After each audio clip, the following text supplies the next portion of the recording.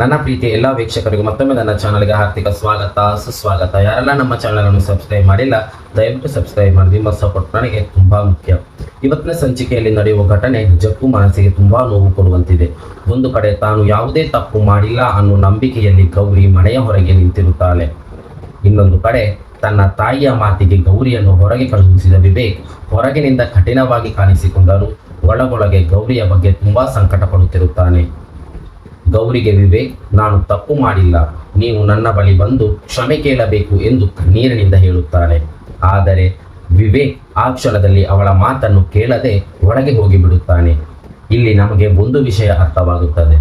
ಕೆಲವೊಮ್ಮೆ ಕೋಪದಲ್ಲಿ ತೆಗೆದುಕೊಳ್ಳುವ ಒಂದು ನಿರ್ಧಾರ ನಮ್ಮ ಪ್ರೀತಿಸುವ ವ್ಯಕ್ತಿಯನ್ನೇ ನೋಯಿಸಿಬಿಡುತ್ತದೆ. ನಮ್ಮ ಮನೆಯಲ್ಲಿ ಯಾರಾದರೂ ನಮಗೆ ಕೋಪದಲ್ಲಿ ಒಂದು ಮಾತು ಹೇಳಿದಾಗ ನಾವು ಕೂಡ ತಕ್ಷಣ ಪ್ರತಿಕ್ರಿಯೆ ಕೊಡಬಾರದು. ಆದರೆ ಸ್ವಲ್ಪ ಸಮಯದ ನಂತರ ಯೋಚಿಸಿದಾಗ ನಾವು ಹಾಗೆ ಮಾಡಬಾರದಿತ್ತು ಅನ್ನಿಸಬಹುದು. ವಿವೇಕ್ ಪರಿಸ್ಥಿತಿಯು ಇದೇ ರೀತಿಯಾಗಿದೆ. ಅದರಲ್ಲೂ ಹೊರಗಡೆ ಮಳೆ ಜೋರಾಗಿ ಸುರಿಯುತ್ತಿದೆ. ಗೌರಿ ಮಾತ್ರ ಚಳಿಯಲ್ಲಿ ನಡುಗುತ್ತಾ, ನಾನು ತಪ್ಪೇ ಮಾಡಿಲ್ಲ, ತಪ್ಪು ಮಾಡದೆ ನಾನು ಯಾಕೆ ಒಳಗೆ ಹೋಗಬೇಕು ಎಂದು ಅಲ್ಲೇ ಉಳಿದುಕೊಳ್ಳುತ್ತಾನೆ. ಇದನ್ನು ನೋಡುತ್ತಿದ್ದಂತೆ ಪ್ರೇಕ್ಷಕರ ಮನಸ್ಸಿನಲ್ಲೂ ಒಂದು ಪ್ರಶ್ನೆ ಮೂಡುತ್ತದೆ. ವಿವೇಕ್, ನಿನ್ನ ಕೋಪಕ್ಕಿಂತ ಗೌರಿಯ ಮೇಲಿನ ಕಾಳಜಿ ದೊಡ್ಡದಲ್ವಾ? ಮತ್ತೊಂದು ಕಡೆ ಶ್ಯಾಮ್ ಪದೇ ಪದೇ ವಿವೇಕ್ಗೆ, ಅಣ್ಣ, ಗೌರಿ ಅತ್ತಿಗೆ ಮಳೆಯಲ್ಲಿ ನೆನೆಯುತ್ತಿರುತ್ತಾರೆ, ಹೋಗಿ ಕರೆದುಕೊಂಡು ಬಾ ಎಂದು ಹೇಳುತ್ತಾನೆ. ಆದರೆ ವಿವೇಕ್ ಮಾತ್ರ ನನ್ನ ನಿರ್ಧಾರದಿಂದ ಹಿಂದೆ ಸರಿಯುವುದಿಲ್ಲ. ಆದರೆ ಫ್ರೆಂಡ್ಸ್, ಹೊರಗೆ ಗೌರಿ ಮಳೆಯಲ್ಲಿ ನೆನೆಯುತ್ತಿದ್ದರೆ ಒಳಗಡೆ ವಿವೇಕ್ ಮನಸ್ಸು ಕೂಡ ನೆಮ್ಮದಿಯಾಗಿರುವುದಿಲ್ಲ. ಅವನು ಊಟಕ್ಕೂ ಕುಳಿತುಕೊಳ್ಳುವುದಿಲ್ಲ. ಗೌರಿಯನ್ನು ನೋಡಿದಾಗ ಅವನಿಗೆ ಸಂಕಟವಾಗುತ್ತದೆ.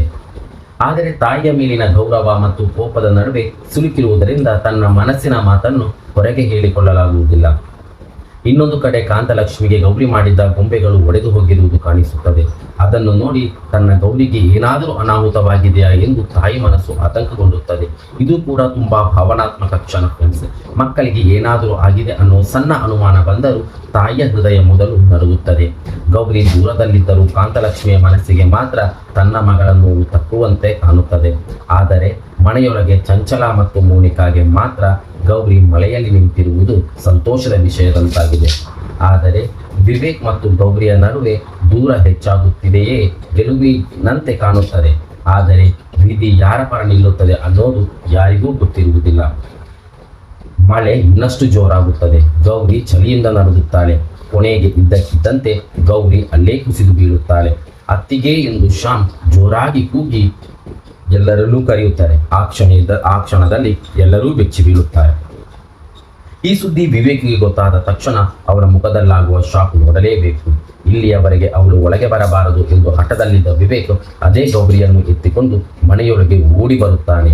ಅವಳ ಕೈಗಳನ್ನು ಬಿಸಿ ಮಾಡಲು ವಿವೇಕ್ ಮತ್ತು ಸರಿತಾ ಪ್ರಯತ್ನಿಸುತ್ತಾರೆ. ಗೌರಿ ಮಾತ್ರ ಚಳಿಯಿಂದ ನಡುಗುತ್ತಿರುತ್ತಾಳೆ. ಆ ಕ್ಷಣದಲ್ಲಿ ವಿವೇಕ್ಗೆ ಬಹುಶಃ ಒಂದು ಸತ್ಯ ಅರಿವಾಗುತ್ತದೆ. ಕೋಪದಲ್ಲಿ ತಾನು ಗೌರಿಯನ್ನು ಹೊರಗೆ ಕಳುಹಿಸಿದೆ, ಆದರೆ ಅವಳಿಗೆ ಏನಾದರೂ ಆದರೆ ನಾನು ನನ್ನನ್ನು ಕ್ಷಮಿಸಿಕೊಳ್ಳುವುದಿಲ್ಲ ಎಂದು. ಇದೇ ಈ ಸಂಚಿಕೆಯ ದೊಡ್ಡ ತಿರುವು.